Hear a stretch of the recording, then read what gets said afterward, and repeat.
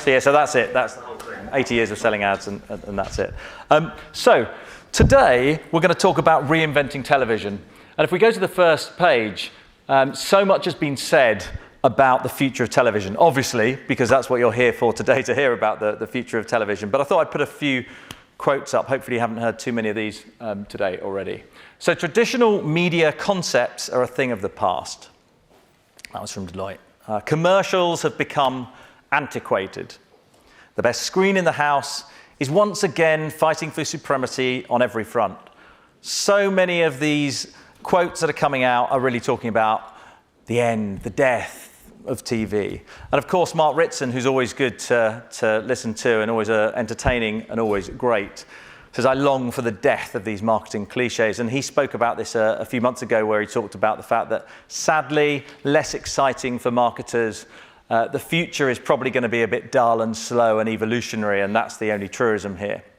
So that's what we're talking about today, the future of television. And we're talking about it over these 80 years. As I say, you're going to keep hearing this theme as we come through, because the first ad was 80 years ago on television.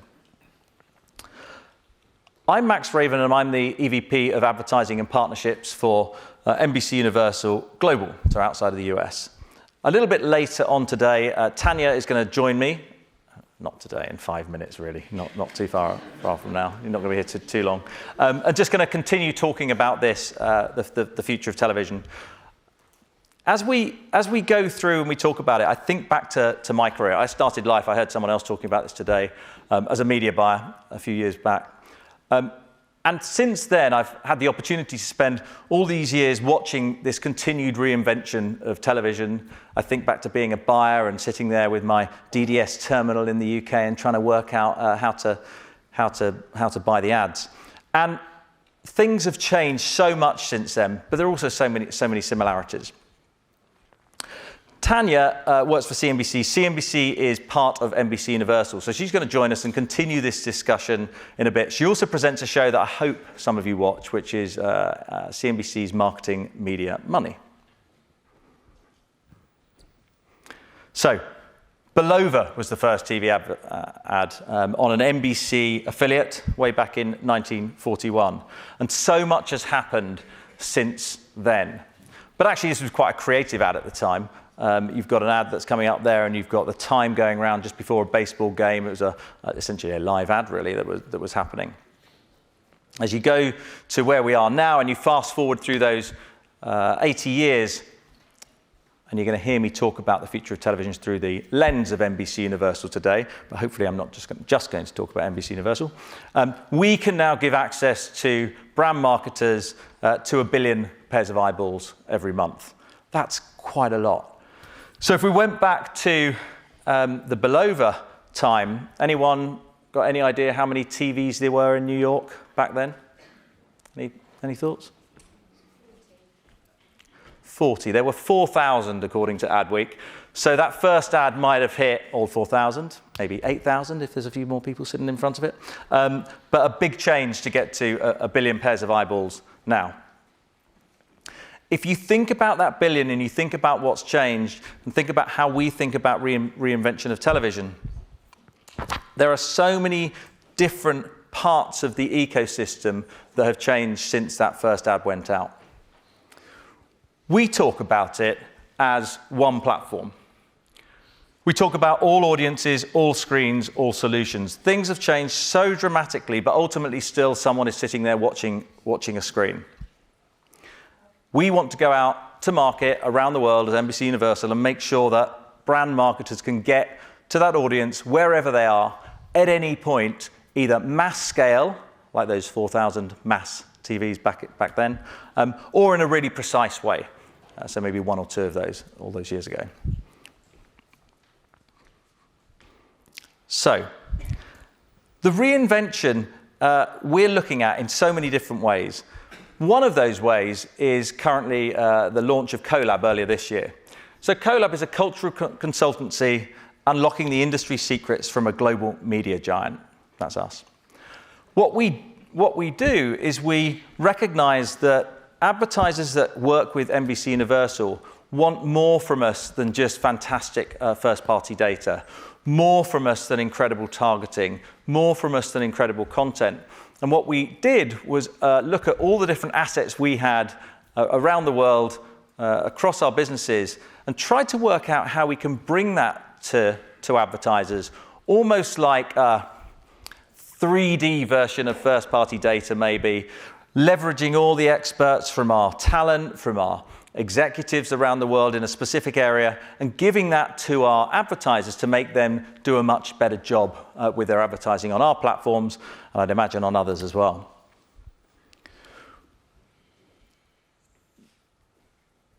The continuous reinvention that we talk about often gets to, as we talked about earlier, it seemed quite negative. There's some real negative tone out there, but as we look at it, we really see it as a dazzling future that we've got.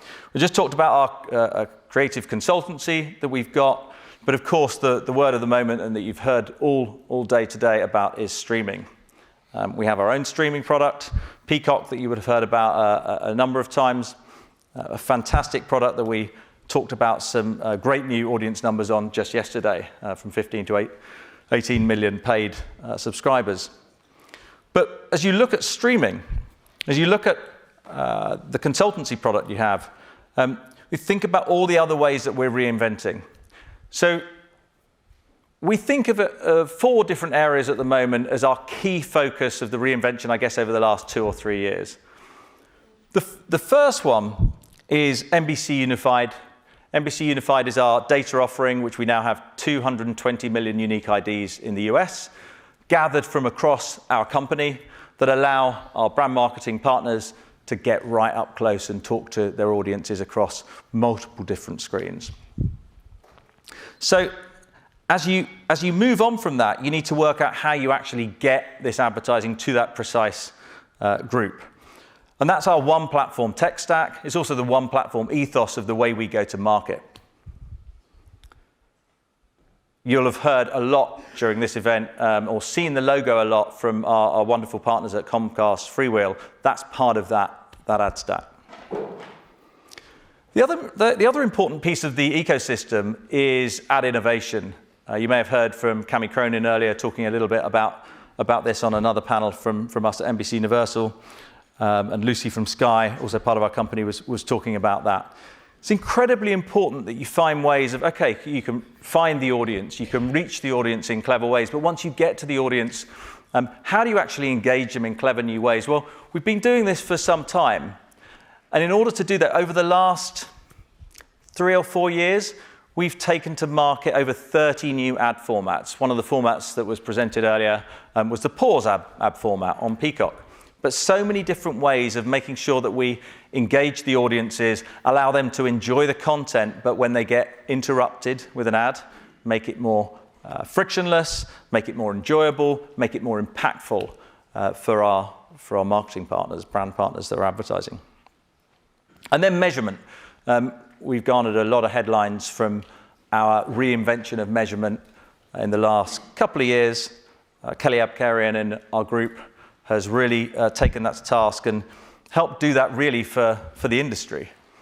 The next step she's taking is focusing on currency and reinventing that. So look, the point that I'm trying to make here is we reinvent over and over again. And in 2 or 3 years' time, if I'm standing here talking about this, it will be another 3 or 4 bits of reinvention that we will have had to create to stay well ahead.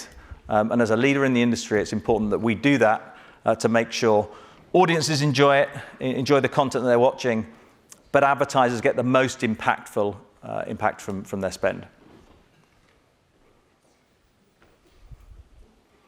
So I'm gonna sit and talk with Tania now in a little bit more depth about some of these areas that we've talked about. She has a few key topics she wants to hit, and one of the areas she wanted to ask about was purpose-driven advertising. Tania Bryer. Hello. Lovely to be here. Thank you so much. Max, thank you very much for having me today. So you're taking the couch. Thank you. Do you want to tell me about your childhood first? Or? Okay. Would love to. So Max, as you were saying before, one of the shows that I present is Marketing Media Money. And recently, I just filmed one in Paris with a company called Sandbox. And it's all about the metaverse. Are we going in there? What's the future of advertising in the metaverse? It was just fascinating. It airs tomorrow night, 10 p.m. UK. Hopefully you'll all be watching.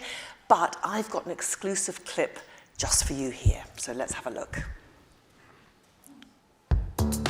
I'm a virtual Tania Bryer, and I'm in the Sandbox, a decentralized, community-driven digital platform that is disrupting traditional industries. Lionsgate, the entertainment company behind films such as John Wick, The Hunger Games, and many, many more, is buying land in the Sandbox. We asked Jennifer Brown from Lionsgate what visitors can expect. We can do things that we can't do in the real world. We've announced Hellboy as the first IP that's going into the experience, but there will be more to come over time that we will reveal.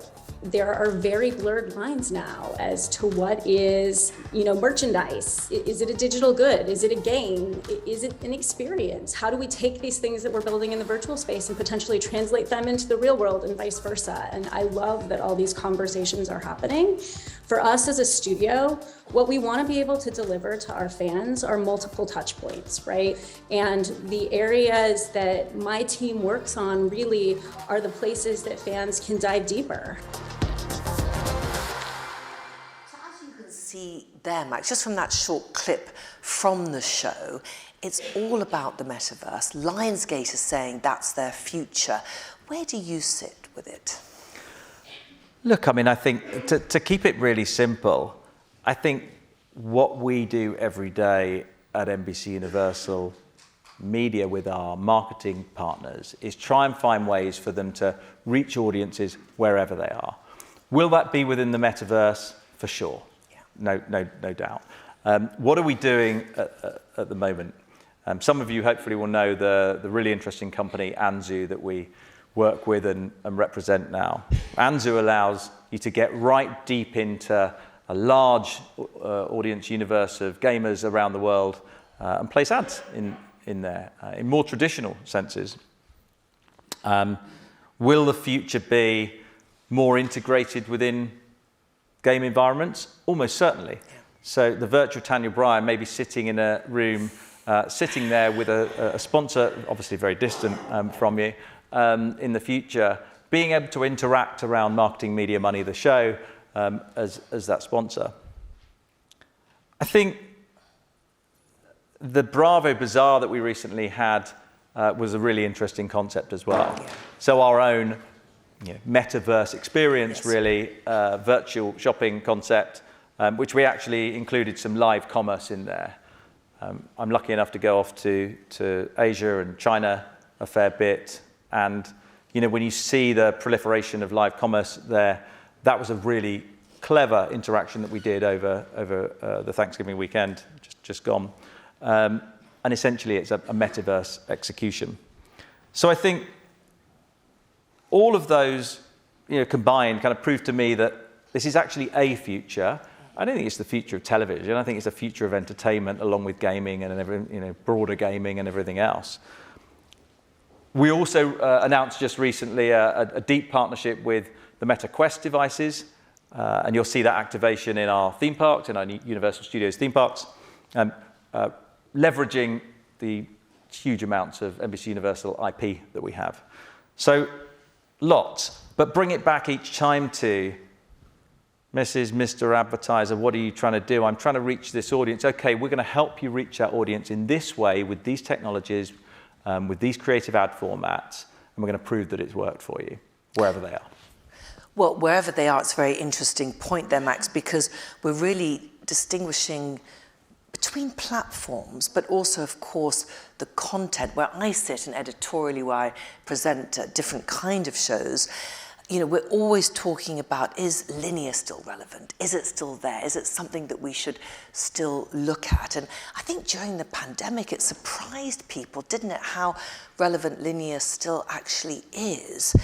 Do you think it's one of the places that is still as relevant, do you feel, in the field? Yeah, so look, it's hugely important, and I've sat in a few of the sessions today where you hear this onward discussion about, is it dead? Where are we? As I started today, of course it isn't. Like the Mark Rutten quote about continued slow evolution. That's what's happening. We're all sitting down and going home to watch live television and the World Cup at the moment. Yes. And, it's going to be linear television most of the time that you're doing that. Because content is still king.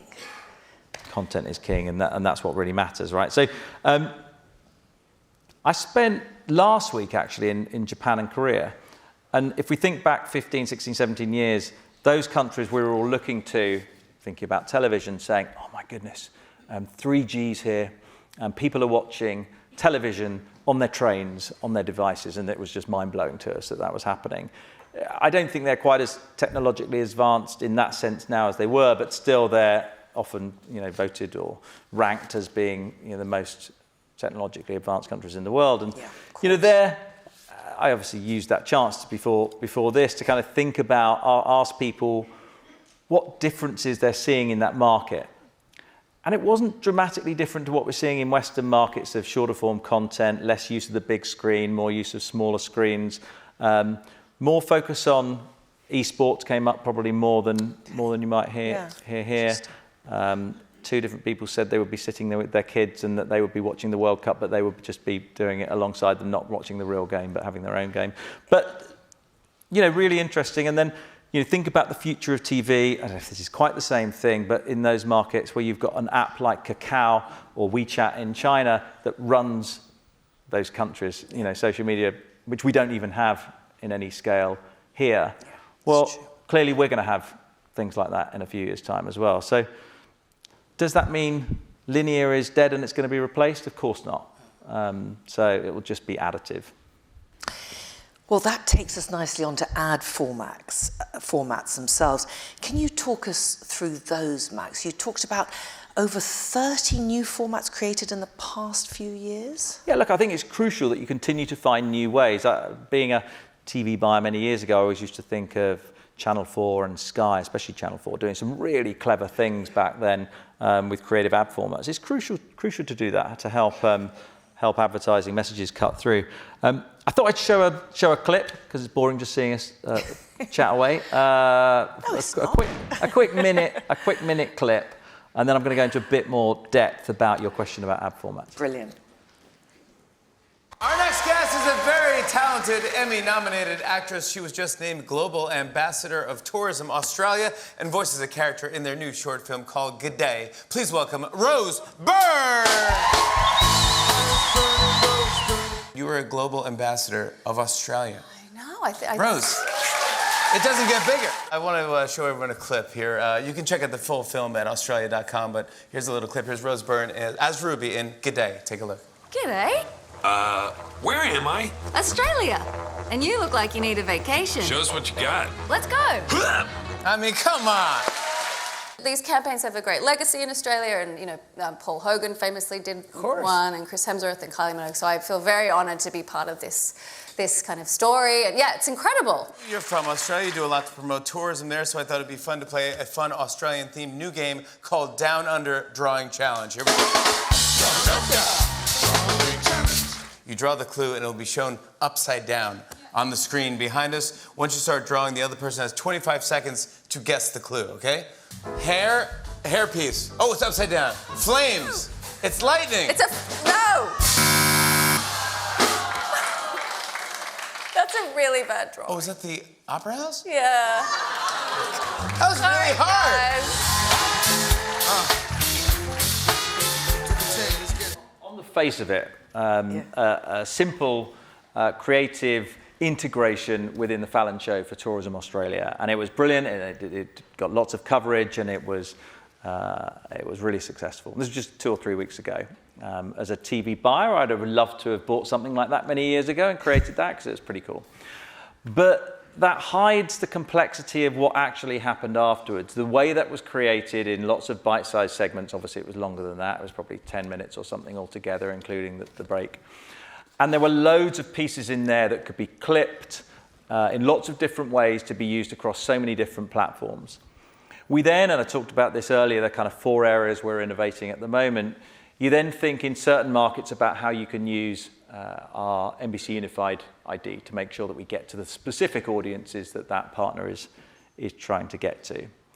How do you get that to the audience? You use the one platform ad stack to make sure you get right to the right places, and that's going to be watched on many different devices, many different distribution platforms, and all the different things you've been hearing about today, from fast channels to whatever else. Then there's a number of different ad formats that we would use during that, and then multiple different ways of measuring it to prove the success. So what seems like a linear ad, a clever integration, yes. It's much more complex than that. So you use the right ad format for the right story. Well, Max, one of the big trends that I'm seeing from where I sit editorially, and I've been doing quite a lot of work with the United Nations Development Programme on one of their initiatives, which we've highlighted in one of our shows called Sustainable Future, and it's advertising for the greater good. So the lion's share is an initiative where brands can contribute. So when they show an image, an animal image in their advertisements, they will contribute to saving wildlife each time. And of course, we're seeing adverts for good here help change the world. We're seeing the John Lewis Christmas ad focused on the care system. And the one that I just saw backstage, actually, which is incredible, is the new Apple diversity ad, which is extraordinary. So there does seem to be a lot more positive impact in advertising, sustainability, ESG, they're all at the forefront. Do you think there's been a real shift? And will that continue, do you think?